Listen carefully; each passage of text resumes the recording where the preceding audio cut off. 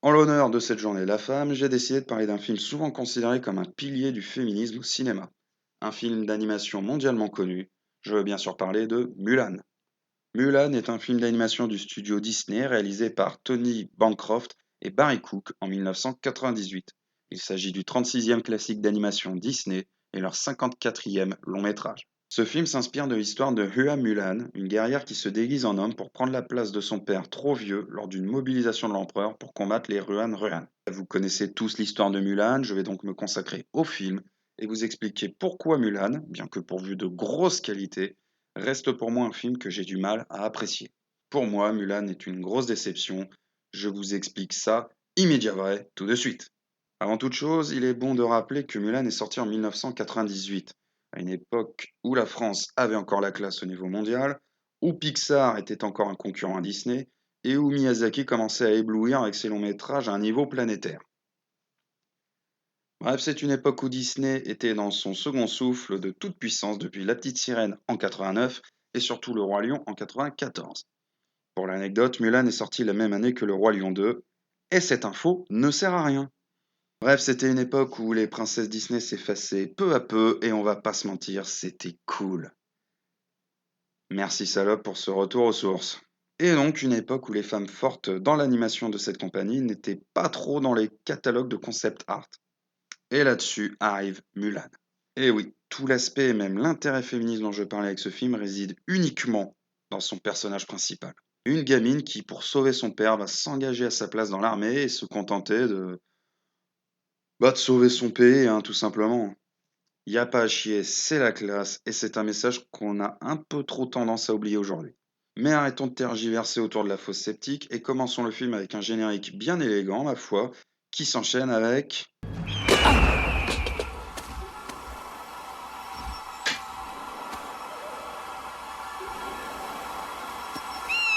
Putain que j'adore cette scène. La musique, l'ambiance pesante, la manière dont le danger arrive et comment les grappins montent, la musique, l'animation, la musique, mais surtout...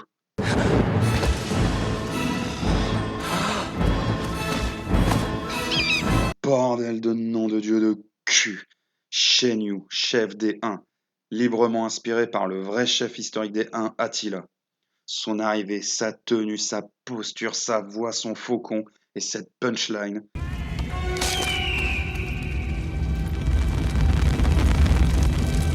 Ah, cette première scène t'indique d'entrée que le film va se targuer et surtout t'offrir des moments épiques, voire d'anthologie, de l'action brutale suivie par un méchant implacable et charismatique.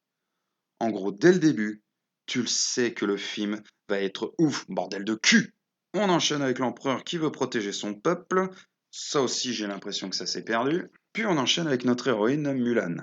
Sa présentation nous est faite en quelques scènes. D'abord, une scène avec son père où on comprend qu'elle est une fille obéissante, attachée à sa famille et à ses valeurs, et surtout bienveillante à l'égard de son paternel. Puis une chanson. Oui, c'est Disney, il y a forcément des chansons, mais l'avantage de ce film, c'est que les chansons ne sont pas mauvaises et certaines sont même assez bonnes. Merci d'avoir régressé en 2013 avec cette putain de chiasse audiovisuelle d'hommes chanson où on découvre que, comme toutes les femmes en Chine à l'époque, elle n'est là que pour se marier, faire des gosses, etc.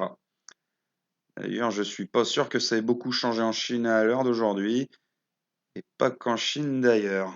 Au passage, cette chanson nous rappelle également comment ça marchait à l'époque. Les hommes en se battant, les femmes en enfantant. Cuisine!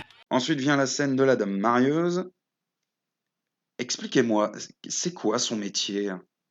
Hein? Dame marieuse. Dame marieuse. Pourquoi pas penseuse ou ministre déléguée ou encore influenceuse? Enfin, faut bien manger, et vu la gueule de cette bonne femme, ça devait rapporter à l'époque. Bref, l'entretien se passe mal, encore plus mal qu'un entretien Pôle emploi où t'aurais chié sur le bureau. Mulan est humiliée et insultée, parce que voilà. Puis de nouveau une chanson où Mulan se sent honteuse et triste plus pour sa famille que pour elle-même. On va pas se mentir, elle est quand même touchante. Enfin, une scène avec son père qui la réconforte et par le biais d'une philosophie à la Yoda lui redonne le sourire. Voilà, toutes ces scènes combinées, ça fait environ 10 minutes et on sait à qui on a affaire. Une jeune femme qui n'est clairement pas née à la bonne époque, mais qui est prête à donner ce qu'elle a pour honorer et rendre fière sa famille. Et ses parents, qui auraient pu réagir comme des gros cons, se montrent bienveillants et réconfortants. En bref, on s'attache d'emblée à Mulan et à son entourage. Mention à la petite vieille d'ailleurs, elle me régale, et j'ai presque envie d'abolir les EHPAD juste pour qu'il y en ait plus comme elle dans nos rues. Et ensuite le scénario qui arrive pour avertir tout le monde que c'est la merde, hein, et que les hommes doivent aller combattre au lieu de flâner comme des merdes. Allez, un peu de patriotisme, putain, on se bouge et on va fracasser les envahisseurs. Phrase à ne pas sortir de son contexte. On comprend que le paternel n'est plus en état, sa fille ne veut pas qu'il parte, il l'envoie chier, et Mulan prend une décision balèze.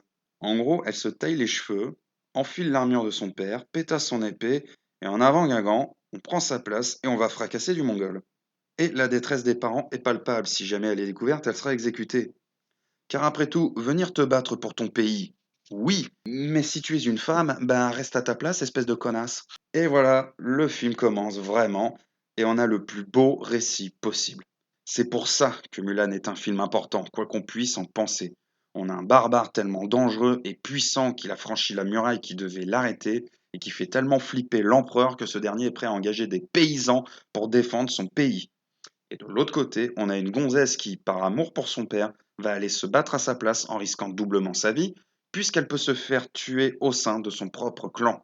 On a le mal pur contre la plus belle forme d'héroïsme et de bravoure qui puisse exister. Et heureusement qu'il n'y avait pas Twitter à l'époque, hein, sinon on aurait eu une horde de sacs à merde complexés et inactifs qui auraient hurlé en invoquant le vivre ensemble, ou alors que oui, les femmes peuvent se battre, nanana, ta gueule. Elle prend une épée, enfile une armure et fonce. Fais-en autant avant d'ouvrir ta sale gueule. Mais du coup, qu'est-ce qui manque à cette histoire? Un sidekick rigolo. Mesdames et non-genrés, je vous offre Mouchou. Ah putain, c'est une des autres qualités de ce film. Mouchou. Sûrement l'un des meilleurs sidekicks ou comic relief ou second personnage ou peu importe comment vous l'appelez, hein, des studios Disney. Et le doublage assuré par José Garcia y est pour beaucoup. Alors lui, c'est pas une question d'honneur, d'esprit combatif ou même de pulsion suicidaire qui vont l'amener à se joindre à Mulan. Non, c'est plus simple que ça. Victime de la cancel culture, à la suite d'une erreur passée, il va décider de mener à bien sa plus périlleuse mission, faire de Mulan une héroïne de guerre pour retrouver sa place de gardien de la famille. Il sera accompagné d'un criquet dont je vais pas trop parler parce que son intérêt se limite à une vanne, à savoir que c'est un criquet vénard. Ils partent à l'aventure et...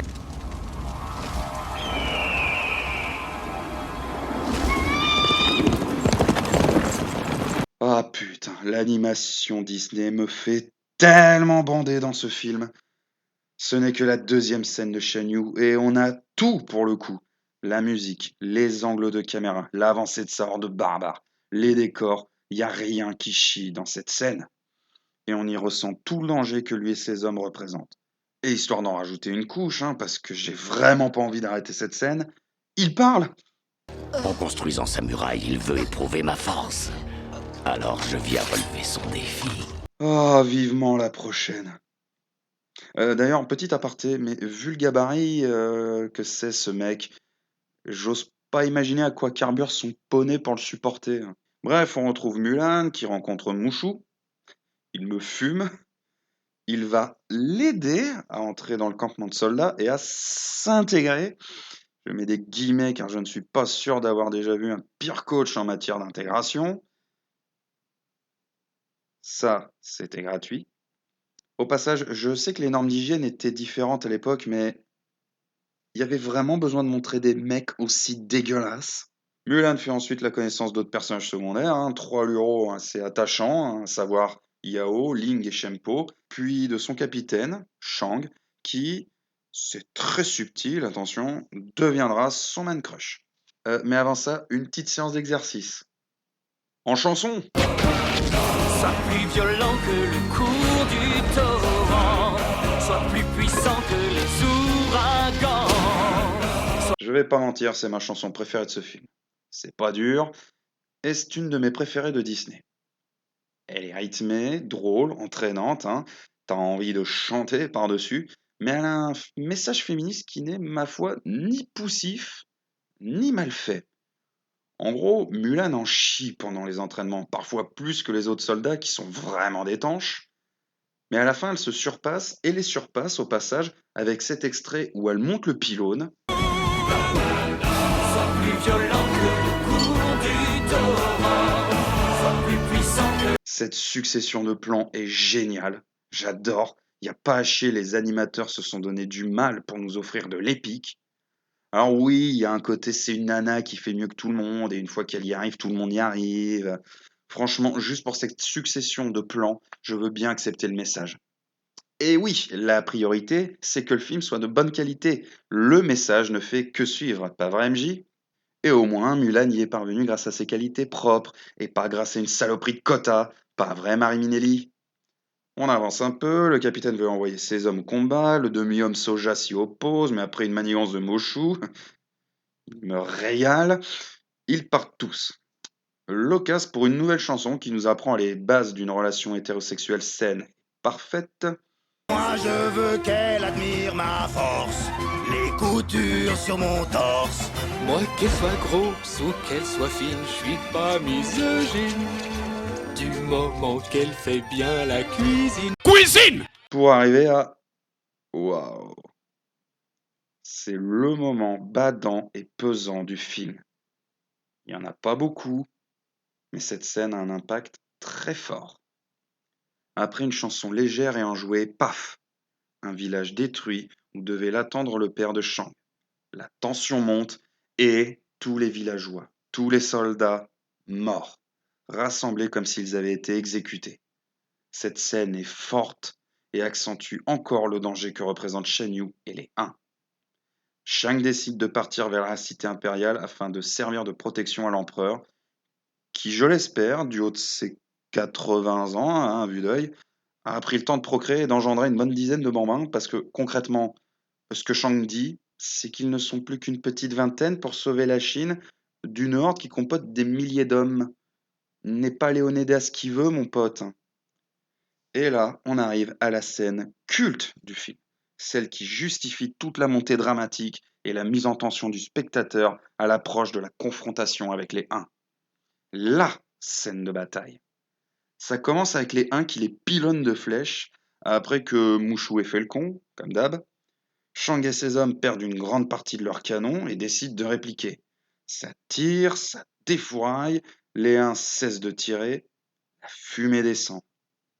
L'ambiance est pesante. Mulan se rend compte qu'il y a un truc qui craint. La fumée se dissipe et...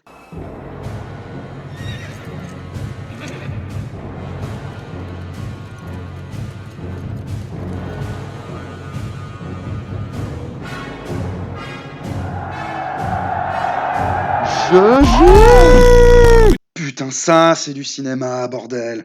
La tension monte, le premier danger est écarté, mais on sait qu'il y en a un autre qui rôde. Plus dangereux, plus impactant. Et quel impact! Les barbares crient avant de lancer l'attaque et regardez-moi ça! Juste sur la ligne d'horizon, ils sont déjà plus nombreux que l'armée de Shang. C'est une souris qui s'atteint qu'à un gorille, c'est du sang contre un. Et Shang, t'as beau lâcher un... Prêt pour l'attaque.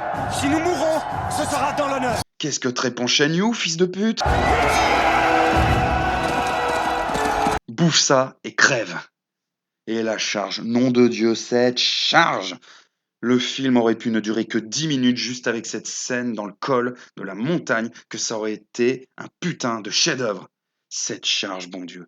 À quel point les uns sont puissants. Comment ça se fait qu'ils aient tout balayé sans jamais avoir été inquiétés? Eh bien parce que leur armée dépasse tout ce qu'on peut imaginer. Elle ne s'arrête jamais, même une fois le col franchi. Alors Shang a eu une excellente idée. Yao, pointe le canon sur Shan Yu. Oui, alors Shang, vous n'avez qu'un canon. Shen Yu avance vite. Et en plus de ça, tu demandes aux bornes de service de tirer. Mais vous êtes en montagne, recouverte de neige. Il y a peut-être moyen... Et voilà, c'est Mulan qui trouve l'idée. Je veux bien que ce soit la seule à réfléchir au moins 2 putains de secondes, mais là quand même. Encore une fois, comment Mulan peut-elle rivaliser avec Shen Yu en utilisant la ruse et la stratégie là où lui fonce dans le tas avec sa force brute? Elle tire et voilà, une avalanche et le problème est réglé. Bon, Shen Yu lui en colle une au passage. Alors, je peux suspendre mon incrédulité facilement, mais quelques scènes plus tôt, on l'a vu trancher le haut d'un arbre avec son épée. Donc là, il l'a forcément loupé parce qu'elle aurait dû finir en 2 parties. Mais bon, on s'en branle, l'avalanche détruit tout, le groupe de Mulan s'en sort, mais elle est blessée. Quand on soigne un soldat blessé, forcément, on lui retire son armure, et forcément,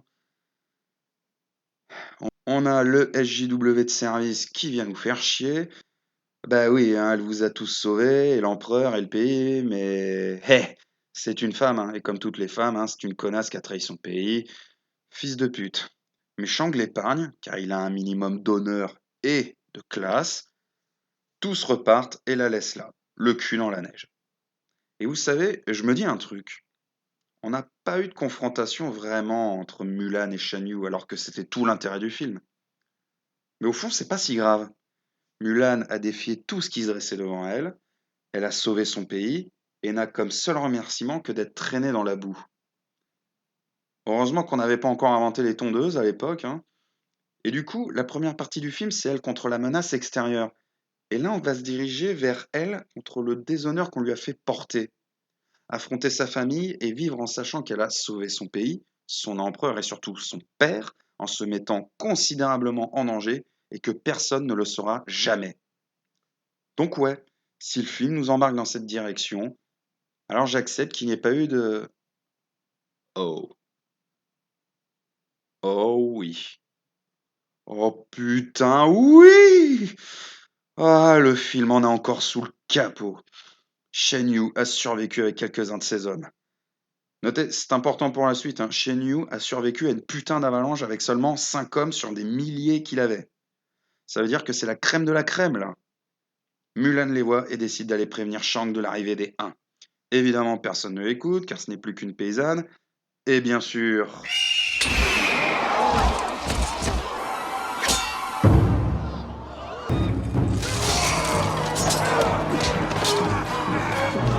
Alors, cette scène est classe, mais ils étaient vraiment en train d'attendre là-dessous. Shang et ses hommes essayent d'entrer. Au passage, chapeau de réussir à soulever ce truc. Mais Mulan a une meilleure idée, encore une fois, et finalement, ils lui font confiance, parce qu'après tout, elle leur a déjà sauvé le cul il n'y a pas si longtemps. Donc on a Mulan, Shang et 3 travelots contre ce qu'il reste des Huns. Shen Yu se confronte à l'empereur. Je résiste pas à l'envie de vous mettre le... Bouh. Mulan et les autres parviennent à se débarrasser des gardes. Shang fonce et sauve l'empereur qui va visiblement se préparer un thé en toute simplicité. Champo et les autres sauvent l'empereur. Mulan coupe la corde.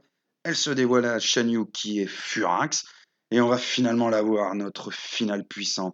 Ah putain, on a attendu 1 heure pour ça. Mulan commence par fuir, mais Shan Yu défonce la porte. Décidément, c'est Godzilla.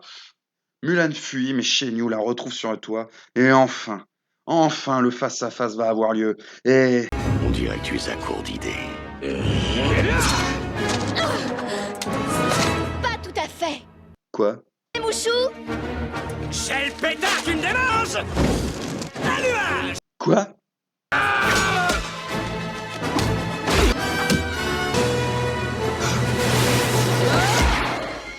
Non. Oh putain, mais non! Bon, on prend une grande respiration. C'est quoi ce final de merde? Mais attends, c'est pas fini? On s'en branle, elle est honorée par l'empereur, elle retourne chez elle, son père l'aime, Shang arrive, Mémé elle fait au cul et Mouchou monte en grade, voilà, fin. Sérieux, c'est quoi ce final? Pendant 1 heure, on nous a vendu 2 persos de ouf.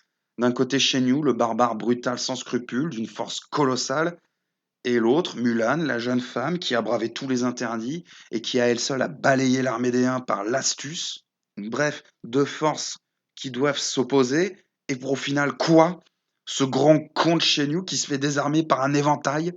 Un éventail, putain de merde? Bah oui, parce qu'en plus, évidemment, Mulan s'est pointée sans sa putain d'épée, donc elle tend un truc en papier pour désarmer un mec qui t'a coupé des putains de pylônes dans le palais. Sérieux, les scénaristes, les animateurs, là, ils étaient en grève pour ce combat, ou ils se sont dit que c'était pas la peine? Sans déconner, je demande pas un combat à la Star Wars 3, mais un minimum 3 minutes de baston avant que ça se termine. Je veux dire, le seul moment vraiment épique durait déjà qu'une dizaine de minutes, alors ils auraient pu nous offrir un peu mieux, quand même. Désolé, j'en fais sûrement des caisses, mais merde. Je veux bien que Shen Yu Sois pas un génie, mais là, t'as deux options, hein, au choix. Déchire ta tunique, hein, qui est déjà en lambeaux. Je rappelle que ton épée tranche des putains d'arbres. Ou, hé, tout con, hein. Plonge d'un côté ou de l'autre du toit, et le pétard te passera au-dessus. Mais non, hein, cet abruti reste là, regardez devant lui comme un con. Vous vouliez quoi? Faire une métaphore de la réalité avec Attila, qui lui aussi a connu une mort de merde? C'est la raison pour laquelle je n'aime pas ce film. Tout le long, on nous met en appétit. L'entrée, le plat, même la boisson, tout est hyper bon. Pour le dessert, on t'amène une mousse où on a confondu le chocolat et des déjections. Comme l'a déjà dit Link the Sun. Certains films sont très bons, mais une mauvaise fin les plombe totalement. En fait, ce final me fait beaucoup penser à Stargate 97. Pour les fans de catch, ça doit vous parler, et pour les non-initiés, voici un petit récapitulatif. En 96, la WCW, qui concurrençait la WWE, lance la NWO, un clan de méchants assez révolutionnaire et cool, dont le leader n'était autre que le héros national Hulk Hogan. Une rivalité va naître, hein, lorsque le héros du peuple, Sting, grimé en The Crow, va commencer à attaquer la NWO. Et le coup de génie à ce moment-là, ça a été de tenir un an avant que les deux ne s'affrontent, afin de faire saliver et écumer les fans de catch qui voulaient absolument voir cet affrontement. Starcade 97, devant des millions de téléspectateurs, le face-à-face, et c'était nul, à chier par terre. Un combat décevant, tellement nul que ça a plus ou moins enterré Sting, et que ça a facilité la mort de la WCW survenue 4 ans après. Et bien la fin de Mulan, pour moi, c'est la même. On nous a fait espérer, saliver, et on nous a servi un combat final de merde. C'est triste quand même cette fin anticlimatique. Ça gage un film qui jusque-là était vraiment bien. Pas sans défaut, certes, mais tellement cool.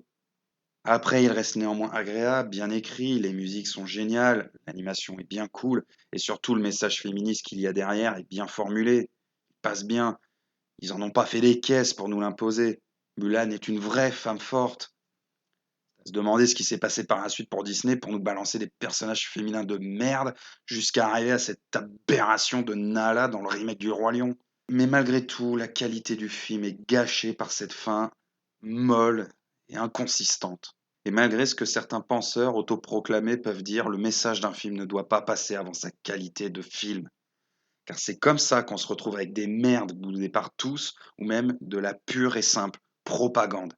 Et défendre la propagande, quelle qu'elle soit, c'est comme affirmer cracher à la gueule de la créativité.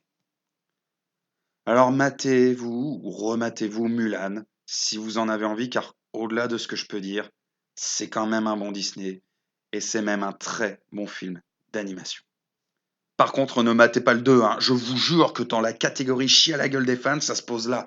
Quelle